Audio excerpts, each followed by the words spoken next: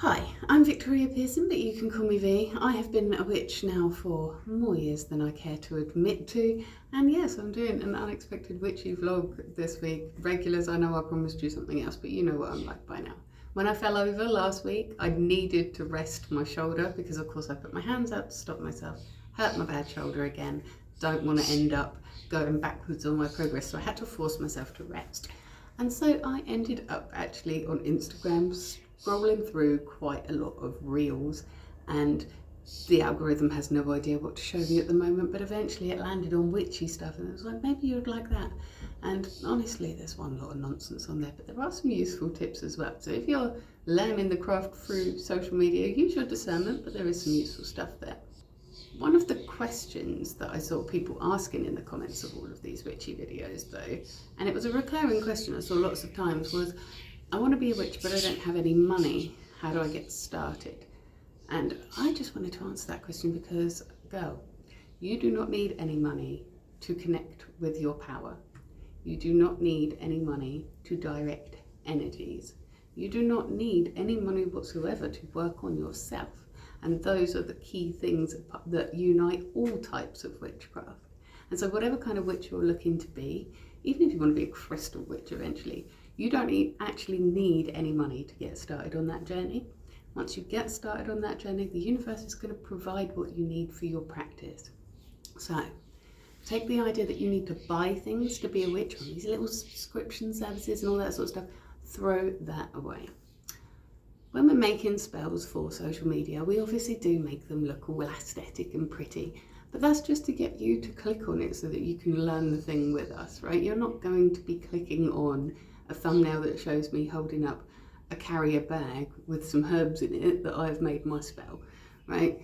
You're going to want to see a pretty jar with drippy candle wax over it, some cute little charms. And so when we're making spells for social media, we make them look pretty for social media. But to be a witch, to make a spell that works, you don't need any of that. Witchcraft at its heart is about the belief that you can direct the energies around you. So step one, if you want to be a real witch, is to go inside, be internal, look at your energies of yourself and learn to direct those. There are 8 billion people in this world, hardly any of them are self-aware. We all have a darkness inside us. Nobody is all good or all bad. And so step one of being a witch is to learn to take the journey, walk inside yourself, make friends with that darkness and tame it. Lots of people think that to be a good person or to be a good witch or a white witch or whatever they want to call it, you've got to cage that darkness, push it down and repress it and get it out of the way. That isn't the case. What happens when you do that is the same thing that would happen if you caged a wild animal and tried to suppress it. It will fight back, it will become destructive. We don't want that. We want to tame that. We want to bring it into ourselves, we want to integrate it, we want to show the darker side of ourselves a bit of love. Once you've managed to do that, you can transmute that more negative energy within you into positive things for your life. Only when you've got the hang of doing that should you start playing around with any external energies anyway. But when you do start playing around with external energies as well, a lot of people like to have a representation of that energy in front of them to be able to do their works. You don't need that.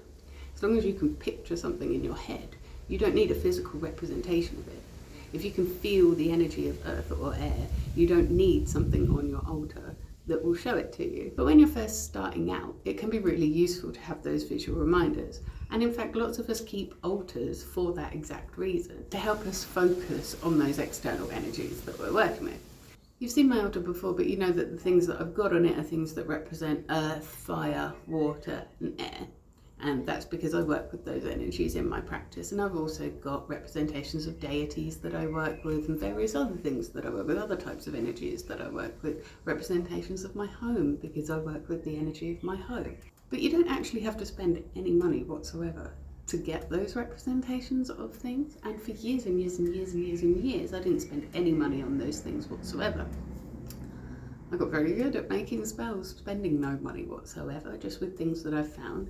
I've often found that if I go for a walk with the intention of finding the ingredients that I need for a spell, I will find them and they will be brought to me in the most natural of ways. You don't have to have a super special glass jar with all the dribbly candle wax and the pretty charms for your spell to work. In fact, if you're too busy focusing on making your spell look social media pretty, it probably isn't going to work. You need to focus on what the intention of the spell is, not what the spell itself looks like.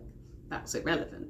You could get a plastic bag and chuck in some dirt from your back garden, please not from somebody's grave, from your back garden, because it's personal to you, or a stone that you found that's pretty, that you liked, that you felt you noticed when you were thinking about your spell on your walk. You can stick a feather in for air or a little bit of incense if you've got incense, but again, that costs money, incense, and so go for a walk and ask for inspiration about what represents air. It doesn't have to be something that represents air to everybody else. It could be a little toy aeroplane that you've got. It could be a leaf that reminded you of the wind when it rustled past you. You know, it doesn't have to be something that would represent air to anybody else. It just has to represent it for you. This is your practice, this is your working. You definitely don't need to be spending money on crystals and gemstones and things like that. And if you do want to buy crystals and gemstones and things like that, that's okay, but you can get them much, much cheaper from an aquarium shop than you can get them from a witchy shop. And it's all rose quartz. A stone that you find on a walk that you think is pretty is just as magical and just as energetic as a piece of amethyst that has been mined out of the ground, where you've got no idea where it came from and you didn't get to choose its energy, you just mail ordered it. A stone that you found and you thought looked pretty and you picked up and you felt energetically drawn to will be a much more powerful talisman for you than any gemstone that you can buy online. A lot of spells do involve the use of candles, but that again is mainly to give you a visual representation of something as it burns, and so you don't have to use a candle, especially if you were in a place where that isn't practical for you. Maybe you're stealth working because you're living somewhere where that wouldn't be approved of, or maybe it's just not safe for you. Maybe you live like right next to a petrol station, your place always smells of petrol fumes and you don't want to leave a candle burning for ages. Understandable. You don't have to. You can adapt your practice for what it means for you. Fire doesn't have to literally be fire. Fire can also be heat and passion and the colour red, or whatever fire means to you, because this is your practice.